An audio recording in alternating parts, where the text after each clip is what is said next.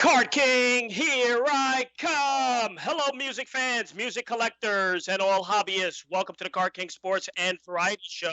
I am your host, Brian Cataquet, aka the Card King. We are live on ABC's KMET 1490am.com, your number one spot right here for news and talk on the West Coast. I thank everyone for tuning in this morning. On the telephone line, I welcome in American music artist, legendary drummer, who played for the Ramones during the mid-1980s. I welcome in Richie Ramone. Richie, honor to have you, Brian C. Hey, man, what's going on, Brian? Boy, you sound all pumped up this morning. Yeah, it's my gasoline to get this show going. You know what I mean? Okay, yeah, great. So I want to begin early on in your career, Richie. You grew up in Jersey, considered a Right. child prodigy in percussion, and it was around age 5 where you began to take the craft seriously, right? Yeah, in kindergarten, they always had this dirty box in the corner, and when it was recess, you went in this dusty old box and you pulled out an instrument. It could be a plastic trumpet or, I would always pick out the sand blocks and wanted to march around the kindergarten room with making rhythms. So from there, I kind of knew what was going on, and then by 7, I was already taking lessons. Wow. So during the 1960s, what type of music caught your attention? What were you listening to back then? Well, my brother Lenny, he was 5 years older than me. So when I was like 8, he was 13, and he had this whole record collection that if you touched the record, you'd get smothered with a pillow, type of thing, because he hated the fingerprints on him. But all that stuff, gosh, like I said, I was played in horn bands as a child, so. We listened to Cream. I listened to all kinds of different stuff back there. Hendrix and all. Music was really evolving in the late '60s. Like new music kept coming and coming and coming. It was a really good time. No question about it. Now, Richie, millions of fans know that one cannot mention the punk rock movement without mentioning the Ramones, who Right. you were part of. You were part of. They were the pioneers in that genre. Now, I understand you first saw the Ramones playing during your late teenage years. Yes. Yeah, I saw them in Dover, New Jersey, probably in '75 or '76, I think. And I took some friends there, and this was all new. Back then, that was the height of disco. That was the height of, Cool in the Gang. You know what I'm saying? I mean, it was a different time, and they were like, "What is this?" And I was kind of drawn to it. It was the first time I experienced the music. You know what I'm saying? And it was new, fresh, and exciting. And who would know? Like 7, 8, 9 years later, I ended up in the band. It's crazy. Yeah, no, I know it's crazy, but from what I understand, you weren't that in love with that type of music when you first heard them, right? It was like new to Right. you. It wasn't that I wasn't in love with it. It was just it was new to me. I wasn't on the scene. I was a little younger than those guys. So I really wasn't on the New York scene in the late '70s. I was still playing in horn bands and stuff like that, 7, 8 piece bands, because that's what I was introduced to. My brother was a horn man. So Tower Power and things like that I used to play before I really got into this. Punk rock music is what they call it. But really it's all just rock and roll. It's just, that's what it is to Right. me. And you So, mentioned 8 years later, you're with the band. Talk about how you got into the band. You had a lot. You had an audition. There must have been a lot of competition back then, huh? yeah, well, I got in because I used to hang in Brooklyn at the Shirts. The Shirts had a 3-story house, a recording studio, and people lived there, so it was a 24-hour place you could go to. The Shirts were a band that played CBGBs at the time. And one of the roadies from the Ramones came and said, "Where you going?" He said, "Oh, we're going to audition drummers." And I was like, "Well, put my name in the hat." That's just really how it happened. He told him about me, and I got a call from, Monty, the tour manager, and it just was like that. It was an audition. I didn't know them beforehand or anything like that. But let me tell you, from not knowing the band to really understanding and falling in love with them, once you're in the band, boy, it was a whole new thing for me. It's fabulous time, and I'm blessed to have been there for those 5 years. We're talking with the legendary Richie Ramone. Richie, talk about the relationship, if you can, with a few of the bandmates. I understand you were close with Brooklyn's own Joey Ramone, right? Who was a sports fan, I understand. No, Joey wasn't. Oh, Johnny was the baseball fan, you know. Um, but yeah, I was close to everybody in the beginning. Me and Joey hung out the most. You know, we were inseparable, and Dee Dee, you know. So you know, there was all this. You know, there's been a lot of talk about how they didn't get along and stuff. But during my tenure, things were fine. You know, they went on after me, and maybe things got more strenuous. But we all got along. We all did the thing. And the thing about the Ramones was it was a pro band. It didn't matter what was going on behind the scenes. When that intro music came, boy, everybody did their show. It was, you gave 100% for that 1 hour every show we did. So that was cool. I learned a lot of things from the band. yeah, you mentioned you were close with Dee Dee. Johnny, you didn't really see much on your off days, right? No, never. Never. He was very private. I didn't even have, like, his phone number. We didn't have cell phones then, but I didn't even have his phone number. Never really talked to him that way. You know, he was extremely private. You saw him at rehearsals and you saw him at the show.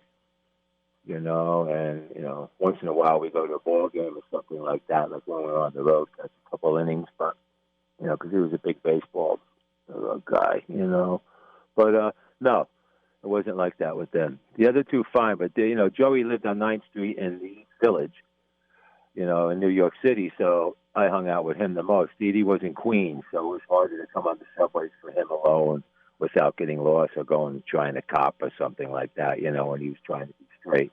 So it was mainly Joey for the most part. Yeah, and reading the history on the Ramones, I know one of the Ramones, they collected baseball cards. I don't remember if it was Joey. Johnny was a big baseball guy. He has baseball, big collector. Good collector. Yeah, and movie posters, I think. Yes. Right? Big collector of movie posters.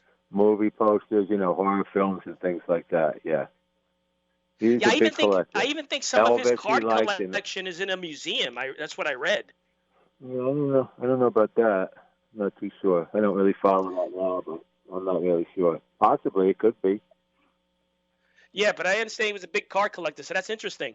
Yeah. Now, I want to remind our audience, Richie, what has been said about your work with the Ramones. You were considered the fastest, most powerful drummer the Ramones ever had. Huh. You were also doing vocals as a drummer, which the other drummers on the Ramones did not do, right? Right. Mm-hmm. Yeah, now, you also wrote several critically... Yeah, go on. No, go ahead. No, when they brought vocals in the band now, live, it was like a whole other thing. It was Dee Dee singing, me singing. So it brought it up a notch, you know what I'm saying? And Joey really liked that. It would give him a little break sometimes, So, yeah, the singing was definitely a plus. Go on. And yeah, go ahead. Yeah, no, that was it. And you also wrote several critically acclaimed songs. Somebody Put Something in My Drink. That song was featured on the Ramones album, which went gold, titled Ramones Mania, huh? Yes. Mm-hmm. Yeah. Drink was a great song. They still play that in the show. To their last show in '96. So it's probably in their top 20 songs. So, that's great. It also led off the album Animal Boy, the first song on that record. So that's kind of cool to have done all that, and the Ramones gave me the opportunity of that, and, just a Jersey boy growing up to end up in that band was really special because you became somebody. You got a surname, It's different than just being the drummer in another band, But just, you really took on an identity that, you need to live up to and take it to your grave now, and all due respect. You're a Ramone for life. Yeah, it's something very interesting that Joey Ramone said, that you strengthened the band 100% when you came on. So you definitely left an undeniable impact on generations of punk rock and metal fans that will continue to last forever. Yeah, it will. Mm-hmm. Yeah, so it's great. So we're still touring and stuff like that with my own band and things. just hoping this COVID lays down already. That's been a big problem. Yeah, it's been crazy. Now, I did some research and I found a song which I enjoy, which you recorded in 2016 that I want to play now, and we could speak about it. Okay. Sure. Yeah, let's hear Richie Ramone.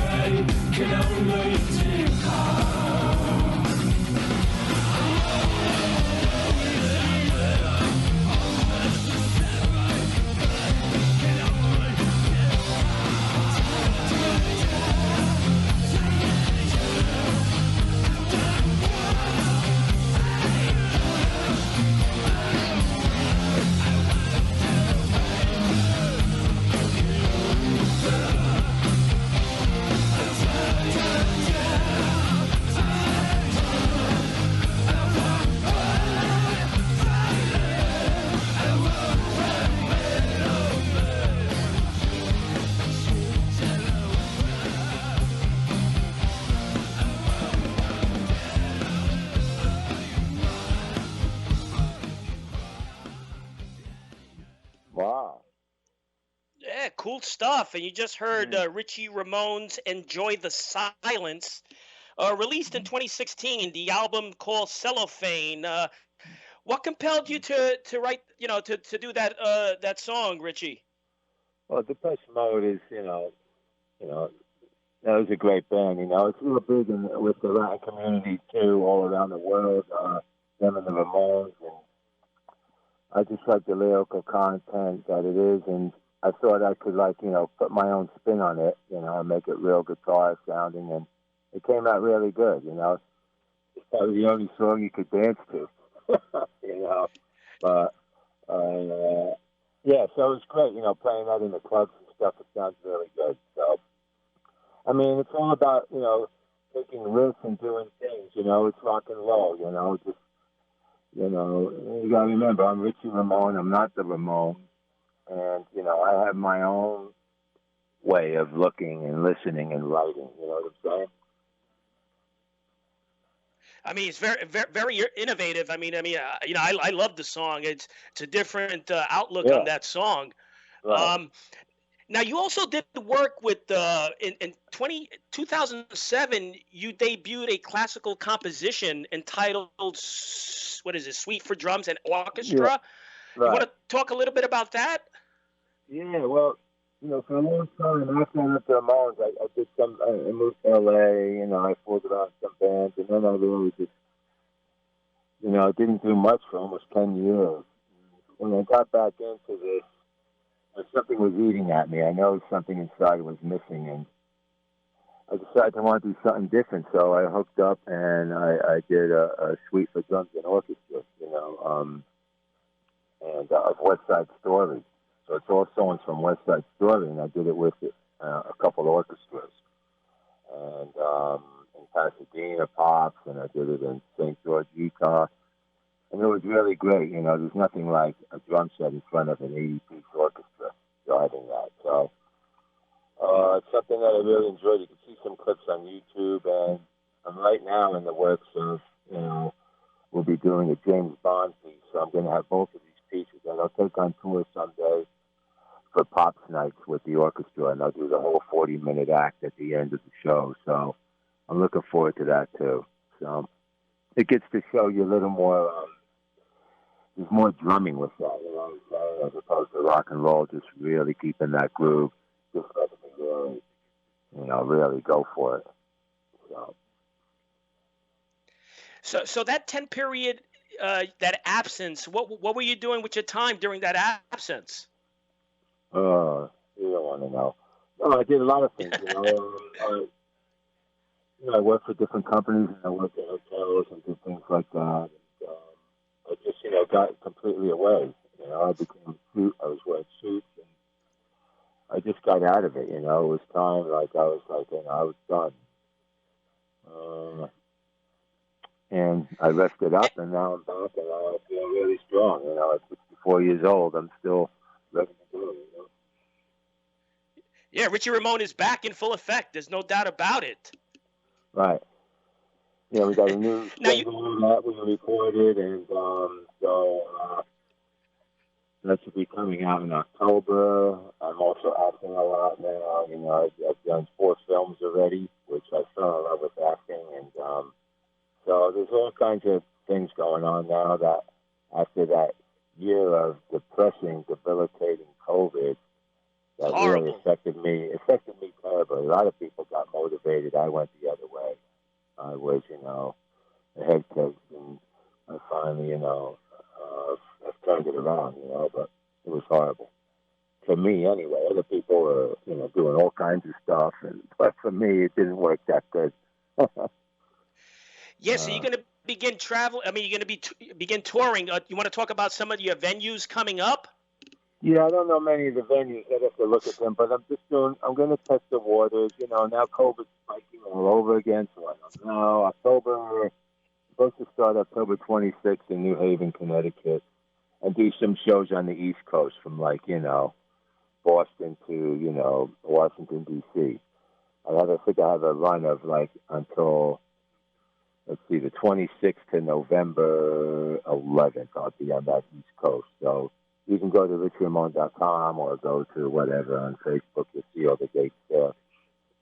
And hopefully that'll go through. I don't want to go out on tour if the clubs aren't allowed to be at full capacity, if it's like, you got to wear masks and all this, it's just not worth it for me. I mean, but so I'm going to try this, and then hopefully next year we'll be in Europe starting in March, for a 6-week tour. So we'll see.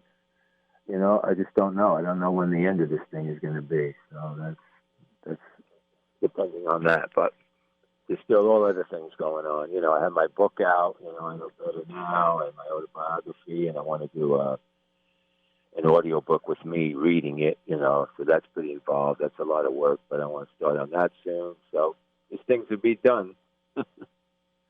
Yeah, so talk about the autobiography. That's Mm-hmm. interesting. Yeah, I know better now. That came out like 2 years ago. My life before, during, and after the Ramones.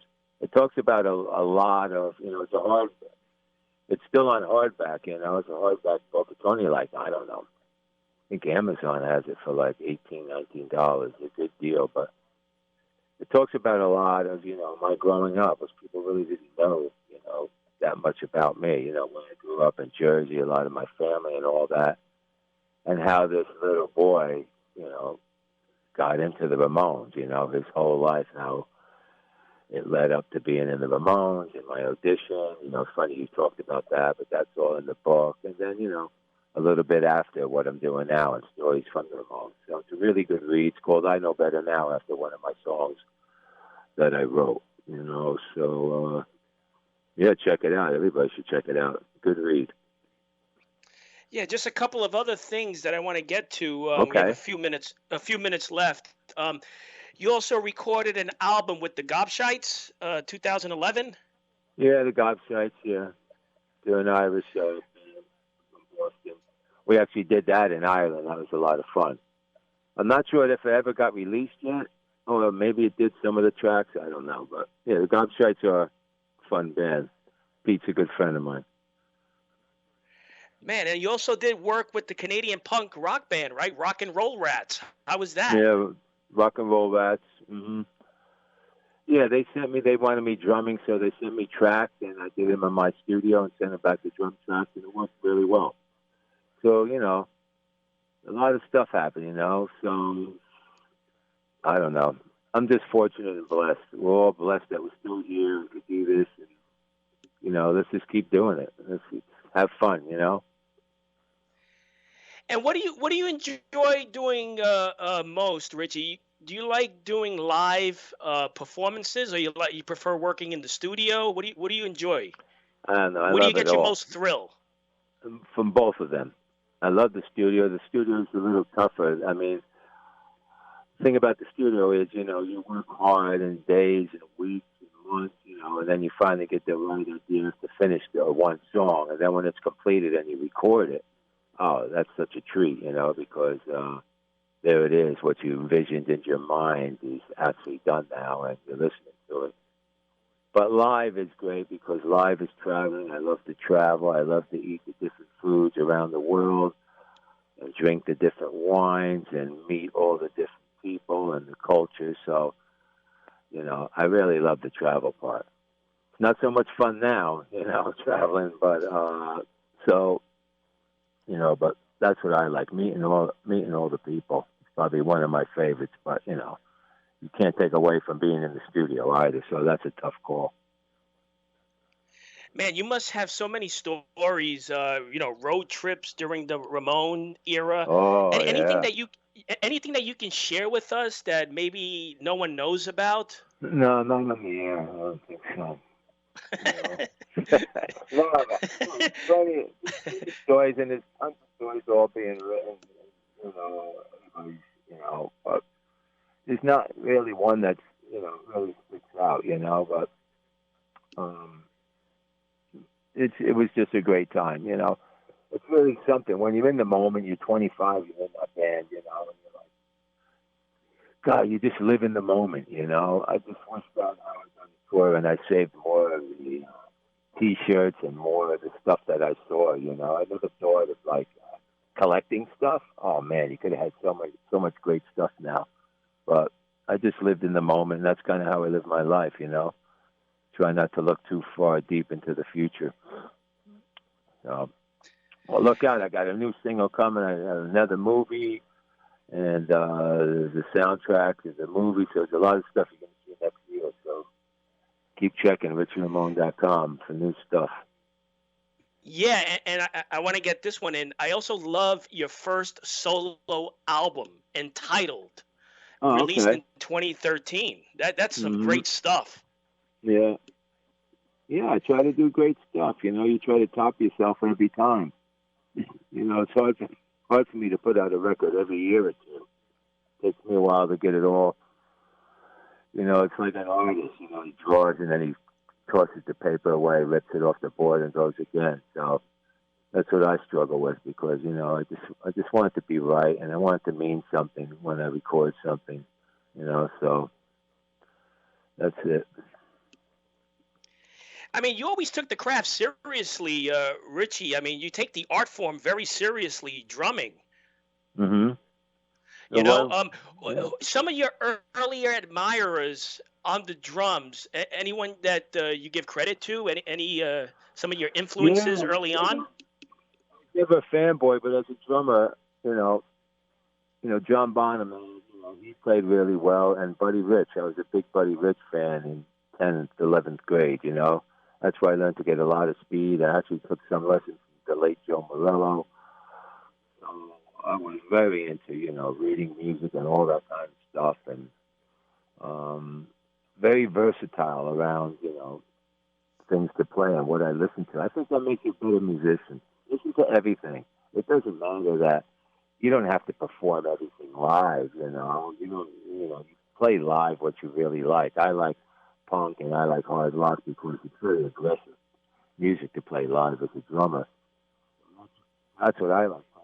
But, listen to everything and then you could put it all out in your own way, when you're playing. Don't get one-minded and only listen to one kind of music. Not a good thing. That's Richie Ramone advice for 2020. Yeah, I mean, and final question for the Sure. youngsters that want to get involved. How's the business today? Is it hard to get involved in the business as it was, in the late '70s, early '80s? Yeah, there's way more competition. There's millions and millions of more bands, Everybody wants to do it now. The only thing you got going for you now is social media and things to post your videos and post your songs. You didn't have that back then. You just had a tape, hoping somebody could play it. But, the radio's kind of shot for playing new music and stuff like that. It's like classic rock and pop music on the radio here, not in the rest of the world. But so you do have that platform so people could hear it. So it's a matter of writing good songs and getting it out there. But you have to have good songs. You got to write catchy songs. That's what's important. And like you mentioned, you got to be versatile. Yeah. Sure. Yep. You've also done great work with jazz. You've played jazz fusion. Right. Yeah, I played that kind of music too for a lot growing up. Billy Cobham and things like that. So, and then I had all that knowledge. And the Ramones, it was just a 2/4 lay down beat. I wasn't like flinging all over the drums and doing that other stuff. It was just, my job in that band was to be the glue. Just start the song, stay at that tempo, hammer it through, and everyone else follow you, and that's what made that sound work, I know what works for the project I'm in. I know how to play for that project. Yeah, and since you mentioned the Ramones, the Ramones had that playing technique that you rarely see. They would play, and then they would stop live, and then they would play again. That's really you don't see that at all. Yeah, it was continuous. It was a start, and then count 1, 2, 3, 4, into another one. Sometimes you play like 7 songs in a row.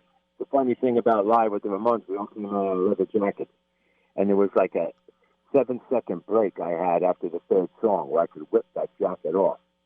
Sometimes after that song, it was so glued to me, stuck, I couldn't get it off in time, and then I was stuck wearing that jacket another 7 songs, which you were like, now you were really heating up, you know what I'm saying? So we had a longer break, and the roadies would have put my hands back and they'd pull the jacket off. So you had to get that jacket off early, otherwise you were playing in that jacket for like, half hour. That was horrible.